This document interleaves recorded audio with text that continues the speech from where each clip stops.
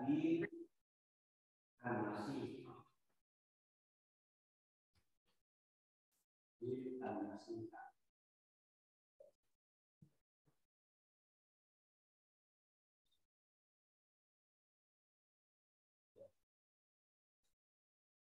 Haddatsana Sufyan bin Uyainah an Suhail bin Abi Shalih an Atha bin Yazid al-Laisi an Kamil Adari anna Rasulullah sallallahu alaihi wasallam, sesungguhnya Rasulullah sallallahu alaihi wasallam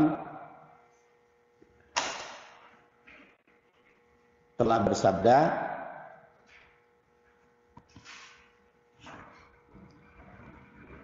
inna dina an-nasihah, sesungguhnya din an-nasihah.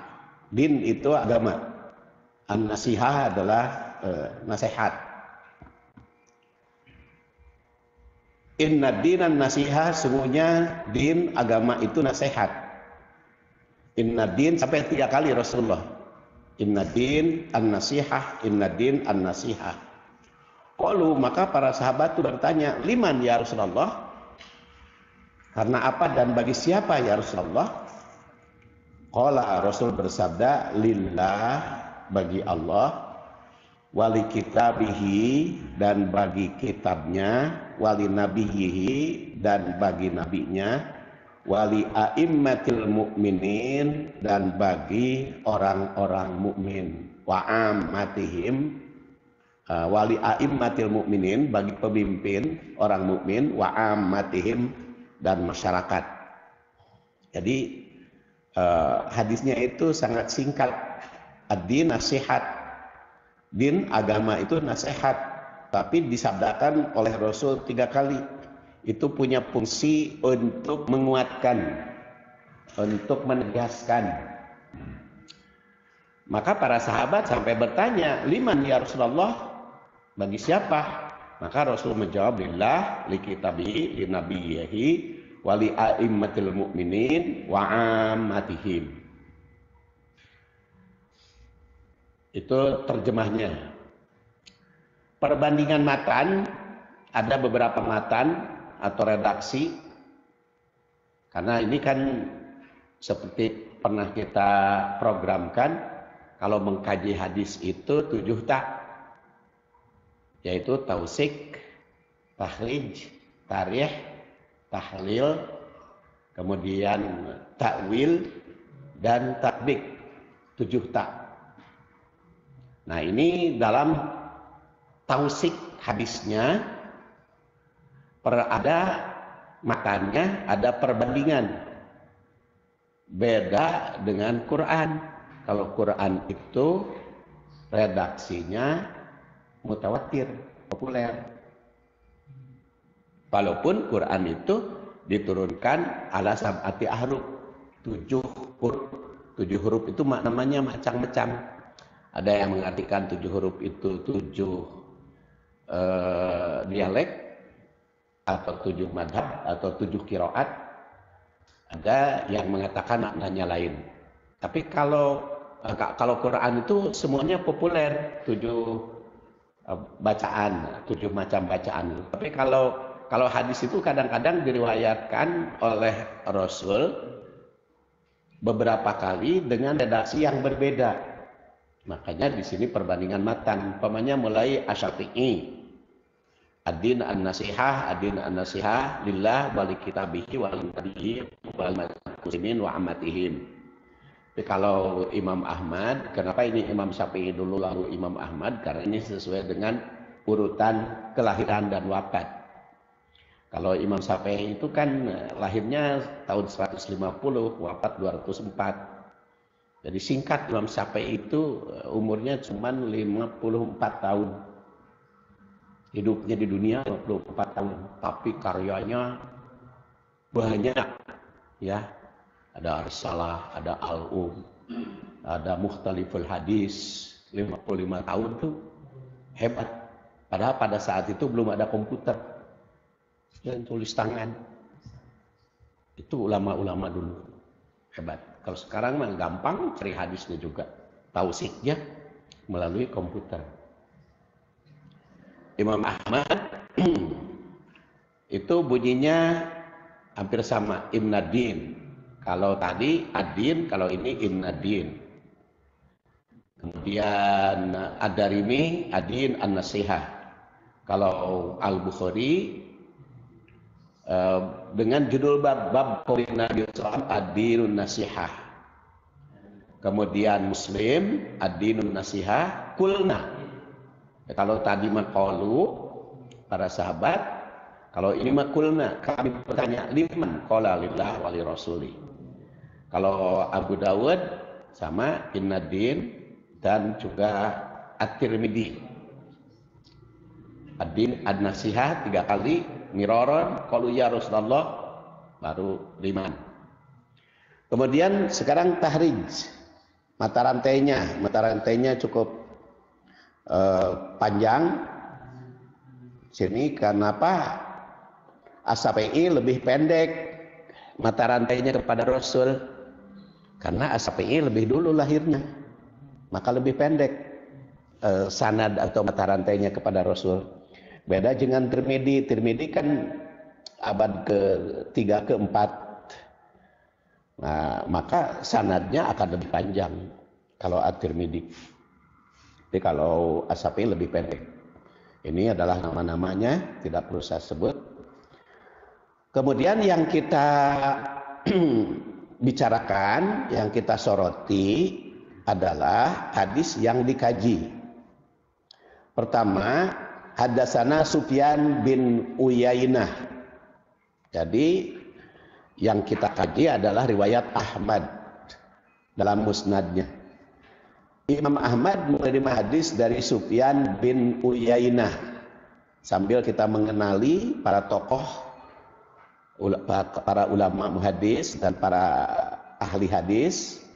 Sufyan bin Uyainah itu Ahmad memperoleh hadis dari beliau. Dia adalah Sufyan bin Uyainah bin Abi Imran Maimun, dikenal dengan Abu Muhammad. Karena dia punya anak Muhammad sehingga dikenal dengan Abu Muhammad. Juga Al-Hilal Al-Kufi itu Al-Wusta minal Atba. Wusta pertamahan, Atba Tobakot atau tingkatan ke-3. Jadi mata rantai hadis itu 4. Sahabat, tabi'in, atba tabi'in, tabi'ul atba. Tapi kan kita mas sering disebut tabi'it tabi'in. Tapi kalau di dalam ilmu hadis mah tidak ada istilah tabi'it tabi'in. Yang ada sahabat. Sahabat itu meriwayatkan hadis kepada tabi'in. Tabi'in ke atba tabi'in, ke atba tabi'in, tabi'ul atba. Nah, Sufyan bin Uyainah itu atba tabi'in. Nah, wafat tahun 107 Hijriah, lahir tahun 107, wafat tahun 198. Dan Imam Ahmad meriwayatkan hadis dari beliau sebanyak 821 hadis. Sufyan bin Uyainah menerima hadis dari Suhail bin Abi Saleh. Dan dia dikenal dengan Dakwan.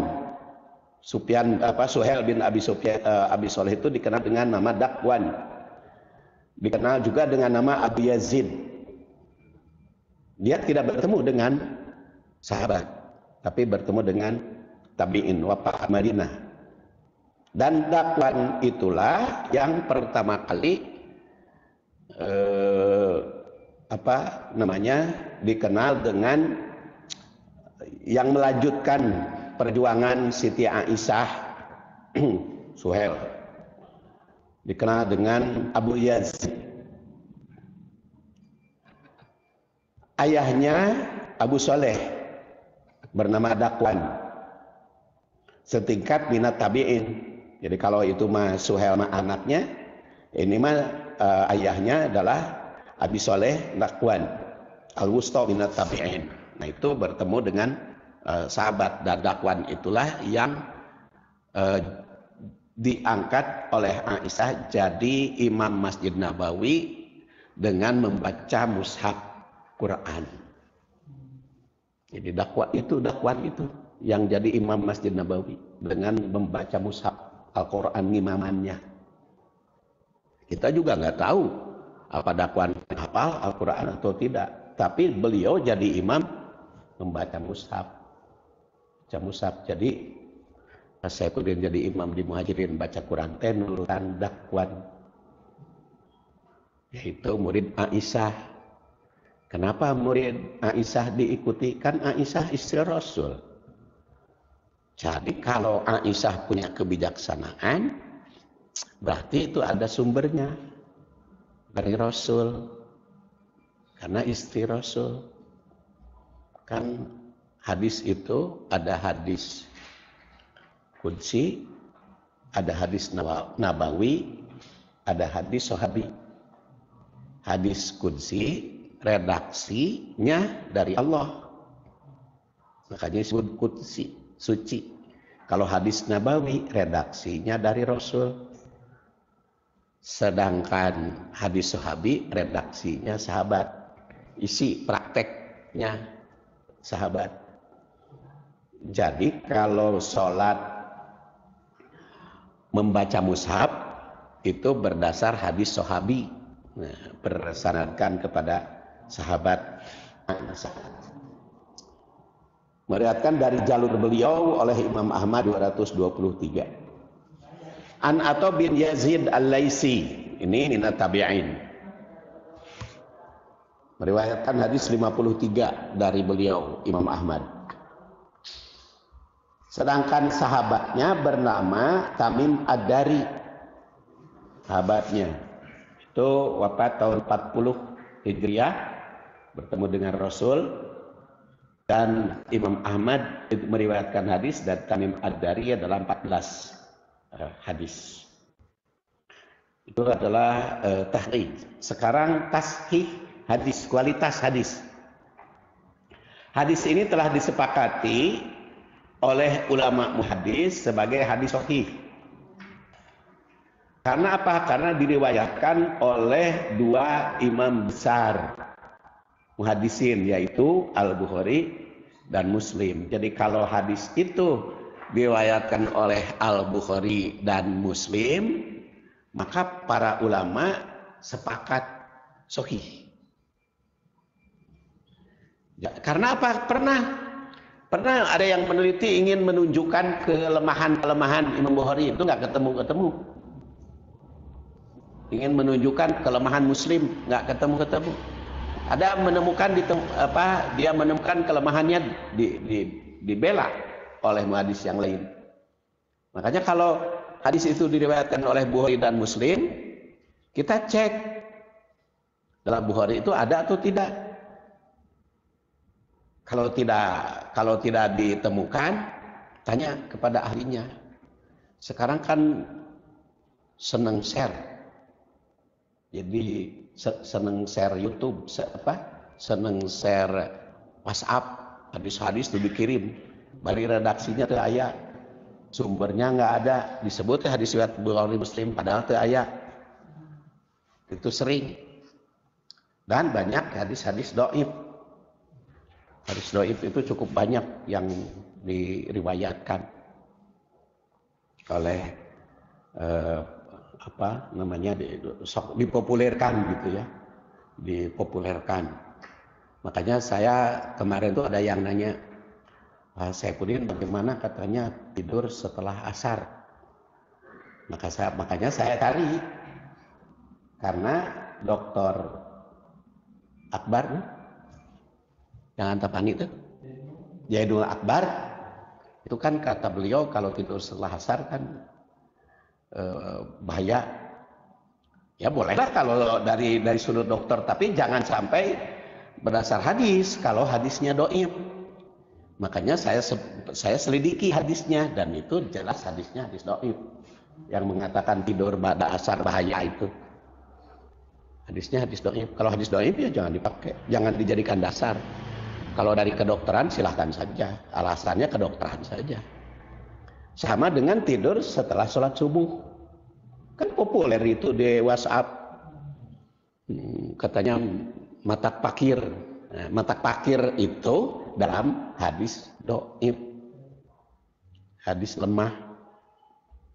Dan sekarang itu mencari hadis, menyelidiki hadis sahih dan dhaif bisa menggunakan komputer. Jadi karya Nasiruddin Albani itu menyelidiki hadis itu sudah ada di komputernya.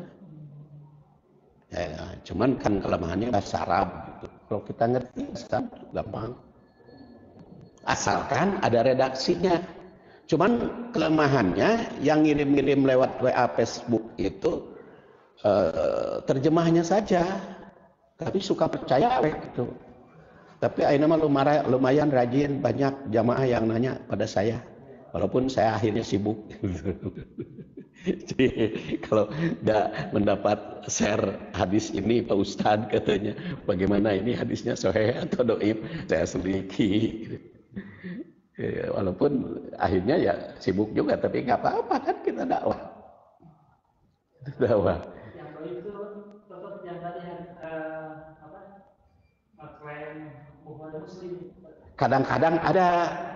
Kadang-kadang ada yang nyebut riwayat Bukhari Muslim seperti Thalabul ilmi faridotun ala kulli muslimin. Itu kan disebut rawahu Bukhari Muslim. Padahal di dalam Bukhari, di dalam Muslim tidak ada. Yang ada kan itu di Ibnu Majah. Dan itu tidak pakai muslimatin. Thalabul ilmi faridotun ala kulli muslimin. Tidak pakai wa muslimatin. Udah cukup atau muslimin nungkul dia masuk muslimatin. Jadi kadang-kadang ada tambahan seperti Malidun Yaka itu kan di dalam sejarah kebudayaan Islam disebut riwayat Bukhari Muslim. Padahal di dalam Bukhari tidak ada, dalam Muslim tidak ada. Jadi itu menyelidiki hadis. Jadi seperti saya katakan tadi, sekarang itu zaman teknologi semakin mudah meneliti hadis itu.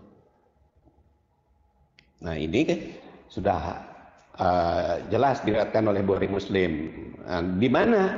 Ya saya tulis makanya di sini riwayat Bukhari Muslim itu di bab qaulin Nabi sallallahu alaihi wasallam, yaitu juz 1 halaman 97 dan oleh Muslim juz 1 halaman 184 nomor 82.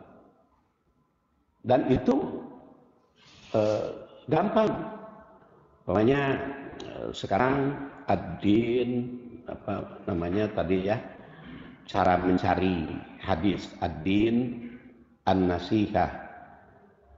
Pokoknya kita lihat di komputer.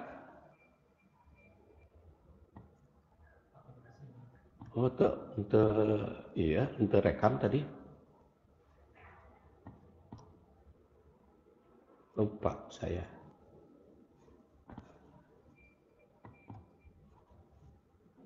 You cannot.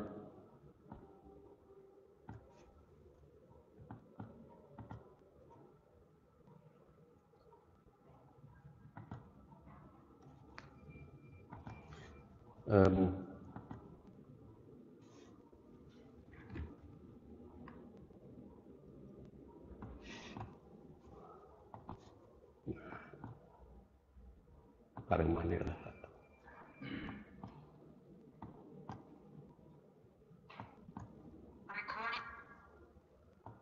Biar itu ya. Apa namanya? Di sini di Maktabah Syamilah di sini nih. Maktabah Syamilah. Di sini tulis Al-Bahas ya. Ditulis Al-Bahas. Nah, tulis di sini ad-din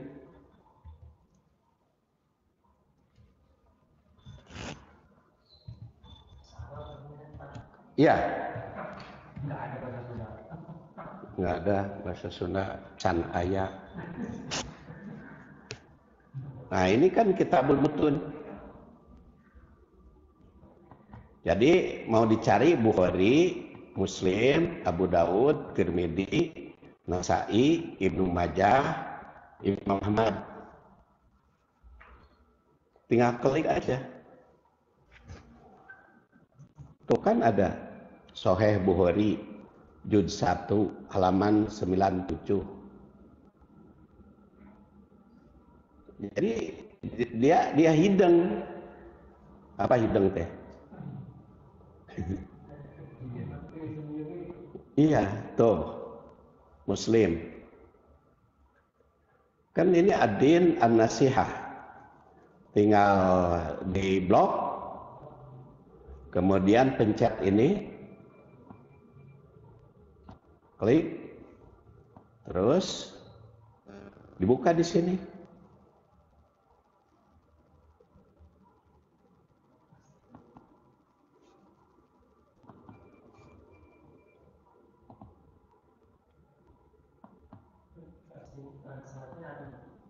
Ya, otomatis. Tuh. Sahih Muslim juz 1 halaman 182. Bunyinya begini. Otomatis. Jadi hidung. Jadi tidak seperti zaman Imam Asy-Syafi'i membuka kitab tuh harus seluruh kitab gitu. Sekarang mah pakai itu. Jadi juga nu pinter gitu. Makanya kalau ada yang nanya itu Pak Syaikuddin bisa jawab. Halaman sekian jencia, halaman sekian. Ya asal redaksinya ada. Tapi kalau bahasa Indonesia wungkul tidak ada redaksinya, rada pusing. Kadang-kadang kita cari dulu lewat Google. Sugan ada yang ngutip yang nulis bahasa Arab seperti kemarin pengalaman. Ada yang mengatakan bahwa tidur setelah sholat asar mewariskan gila. Pertanyaannya begitu. Tidur setelah asar mewariskan gila. Bahasa Indonesia. Ya, sayanya cari di Google. Ada di Google teh. Naum ba'dal asri. Nah, baru diselidiki. Ternyata itu adalah hadis palsu. Jadi kanu tunuh ba'da asar nggak usah takut, tidak akan gila.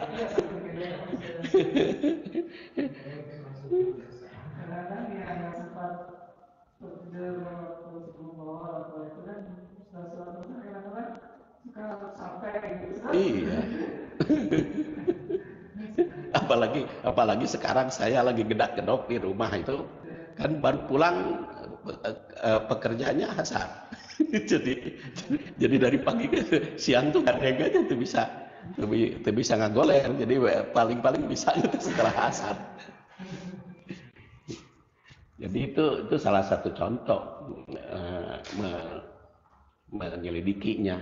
Ya memang konsekuensinya pertama harus ada itu bukan file ya, program teh. Ya, Al-Maktabah Samilahnya itu. Al-Maktabah. Ya. Ya, softwarenya harus ada Maktabah Samilah, terus ngerti bahasa Arabnya. Tapi kalau kita tahu bahasa Arabnya kan tinggal ngutip aja di sini. Dan kalau ingin mengetahui kedudukan hadis, karena kan peneliti hadis itu Nasir bin Albani, peneliti hadis abad ke-20. Jadi bisa diselidiki di sini. Nasir bin Albani.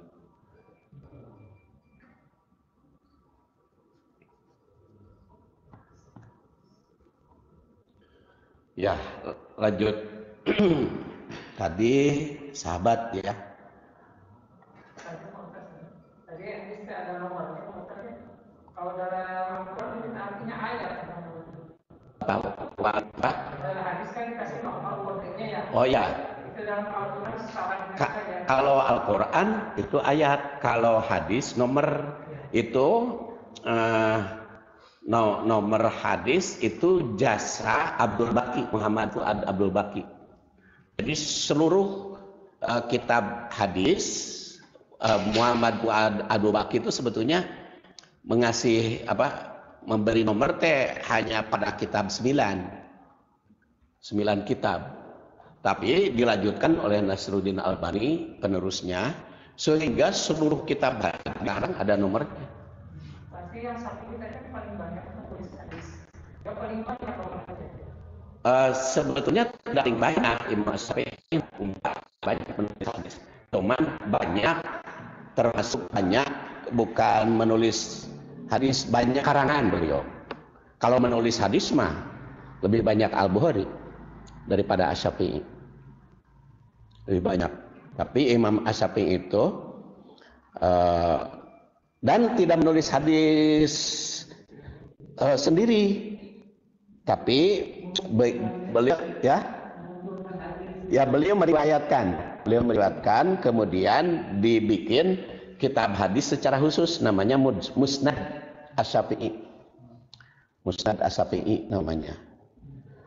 Tapi kalau hadis yang diriwayatkan oleh Asy-Syafi'i tidak dijamin kesahihannya oleh para ulama. Tidak dijamin kesahihannya. Kenapa tidak dijamin? Karena ditemukan ada yang lemah tapi dia gunakan gitu. Dan kita ketahui bahwa ulama madhab itu yaitu Hanafi, Maliki, Syafi'i dan Hambali itu kan sebelum Al-Bukhari, sebelum lahir Al-Bukhari. Sedangkan yang meneliti hadis yang paling pertama metodologinya adalah Ibnu Ruhaweh yang dilanjutkan oleh Imam Bukhari. Gitu. Kemudian penilaiannya tadi sudah saya uraikan. Tarikhnya secara historis kelanjutan hadis ini kan ada pertanyaan. Jadi kalau Quran mah asbabun nuzul, kalau hadis nyebutnya sababul wurud. Jadi kalau saya tafsir percikan mutiara Al-Quran 7 tak rumusannya. Kalau hadis 7 tak, cuman beda. Kalau tafsir mah 7 takna tartibul ayat, tarjamah, tanasub, tarikh, tafsir, takwil, tatbik. Itu tafsir 7 taknya. Kalau hadis itu adalah tausik, kemudian takhrij, kemudian tarikh, tahlil, takwil, tatbik. Sama 7 tak. Jadi sebetulnya kalau membuka-buka kitab mah 7 tak mau ketemu gitu. Tapi karena saya di perguruan tinggi mencetuskan 7 itu teori diakui. Karena kalau di perguruan tinggi kan kalau sudah diterima oleh ketua prodi, dekan, ya udah jadi walaupun saya bukan doktor, karena ketua prodinya doktor mengakui, jadi pedoman bikin skripsi dengan 7 tak itu. Jadi pedoman, dengan tafsir juga 7 tak. Jadi pedoman. Karena kemarin saya pensiun, iya cenah saya pun kok kabur pensiun, itu mah urusan usia. Urusan usia, jangan dulu pensiun. Jangan dulu pensiun ya usia mah. Terus hari pula pensiun mah. Kumaha we? Akhirnya mereka memperjuangkan. Jadi akhirnya lagi. Dosen luar biasa. Jadi 67 masih kerja. Jadi itu keunggulannya kalau kita berada di perguruan tinggi itu bisa gitu bersuara. Nah, ini agama itu sehat itu secara historis tentang pertanyaan para sahabat. Dan agama itu nasihat, bukan berarti hanya nasihat, tapi penuh dengan nasihat. Seperti al-hajju Arafah. Haji itu Arafah. Jangan diartikan yang penting Arafah we haji mah, bukan itu. Kan ada yang mengatakan haji Arafah. Tuh waktu Ibu Tin meninggal, kan itu musim haji. Saya sedang beribadah haji, itu banyak para yang lagi berhaji setelah hukum di Arafah pada pulang. Contoh ibadah. Contoh kun ada cenah penting haji ma Arafah. Jadi itu al-hajju Arafah itu bukan haji itu Arafah saja. Sama dengan ad-din an-nasihat agama. Jadi bukan satu-satunya, tapi merupakan yang paling penting atau ibadah utama. Demikian pula agama itu nasihat. Jadi satu-satunya dalam agama, tapi merupakan yang sangat penting, bukan satu-satunya, tapi penting, maka disebut ad-din an-nasihah. Ya, kita lihat lagi. Inna din an-nasihat, inna din an-nasihat. Jadi ini kan seperti tadi saya katakan riwayat Ahmad. Sungguhnya agama itu nasihat kali ini disabdakan oleh Rasul secara berulang 3 kali yang diawali dengan kalimat penekanan inna. Yang berarti sesungguhnya atau kesungguhan. Ini merupakan betapa pentingnya sebagai nasihat untuk diperhatikan. Arti asal an-nasihat itu al-khulus, murni atau bersih. Yang dimaksud dengan nasihat menurut Muhammad Abid As-Siddiq, an-nasihah iradatul khairah lil mansuh lahu. Nasihat itu usaha kebaikan bagi yang diberi nasihat. Menurut bahasa nasihat itu nasoha yang sohu, nushatan, nasohatan, berarti murni, tulus, bersih, memberikan saran agar bersih, murni dan ikhlas. Oleh karena itu madu murni itu disebut nasohat al-asal. Nasohat al-asal. Kopi murni, nasihat al-qahwah. Qahwah nasihat tukang kopi bisa tuh. Ngaranna kopi nasihat. kopi nasihat. Dengan demikian kalimat ini bisa bermakna bahwa pokok keagamaan adalah perbaikan atau pemurnian. Bisa juga bermakna keikhlasan. Kalimat semacam ini menunjukkan betapa penting nasihat dalam kehidupan beragama. Menurut Abu Barak Quri, ini lahir dan wafatnya ya dalam kurung. Kalimat ini bermakna bahwa nasihat itu merupakan tiang agama yang berdiri tegak dengannya, seperti dikemukakan oleh Ibnu Hajar al-Asqalani. Ibnu Hajar al-Asqalani pengarang Bulughul Maram itu abad ke-9.